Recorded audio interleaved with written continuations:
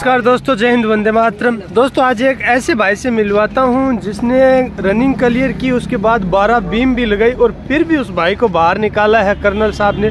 तो मैं कर्नल साहब से ही पूछना चाहता हूं कि इन बच्चों के साथ आप इतने गुनाह क्यों कर रहे हो, इनने क्या गुनाह किए हैं? रनिंग भी लगाई है और उसके बाद बीम लगाई। अगर तीन की लाइनिंग में बीम लगवाई जा रही है और उसके बाद एक बच्चा भीम अच्छे से नहीं लगा रहा है और तो दोनों को बेगुनाहों को भी बाहर निकाल रहे हो आप। नमस्कार दोस्त। हाँ भाई साहब।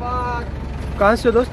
मैं नागौर में मारोट गाँव कुचामन के पास। अच्छा, कितने नंबर बैच में रनिंग लगाई थी दोस्त? मैं 4 नंबर बैच में था। 4 नंबर बैच में था। अच्छा, 4 नंबर बैच में तुमने रनिंग लगाई, तो आपको बाहर कैसे निकाला?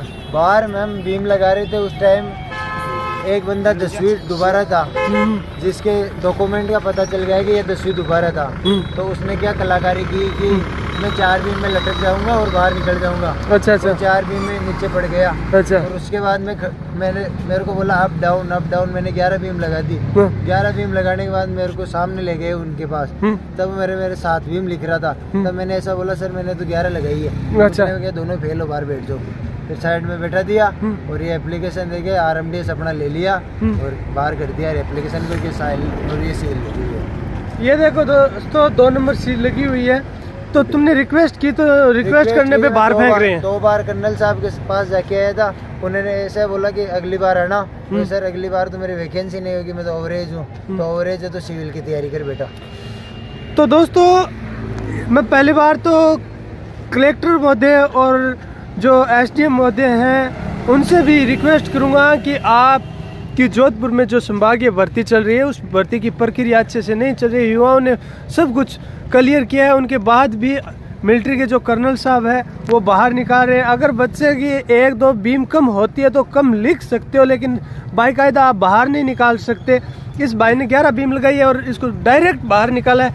ये मिलिट्री का कोई नियम नहीं है, कोई भी गाइडलाइन, कोई भी नोटिस में ऐसा डायरेक्ट लिखा हुआ नहीं है कि किसी को बाहर निकाले।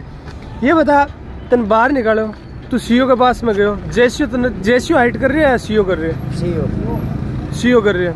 और उसके बाद बीम भी CO कर रही है। बीम तो अलग है, कि बंदो बैठे हैं, बीम पता कौन पड़े कि कौन है। अच्छा, तो अब क्या प्रक्रिया करने वाला है तुम?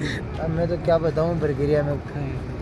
तो दोस्त इतनी मैं भी बता देता हूँ कि ये डॉक्यूमेंट लेके, जितने भी तेरे डॉक्यूमेंट है क्लियर लेके जो संभागीय अधिकारी है जोधपुर का उनके सामने पेश हो और वो ही आपका जो प्रॉब्लम है वो सोल्व करवाएंगे। न कि अंदर जाने से अभी प्रॉब्लम सोल्व होगी, अंदर से जाओगे तो डायरेक्ट बाहर फेंक देंगे। आप जो संभागीय अधिकारी आपके जोधपुर के, उनसे डायरेक्ट कॉन्टेक्ट कीजिए और वो मिलिट्री के अंदर डायरेक्ट CO साहब से बात करेंगे। उनके बाद जो आपका सोल्यूशन होगा वो सोल्यूशन निकल पाएगा। जय हिंद, वंदे मातरम।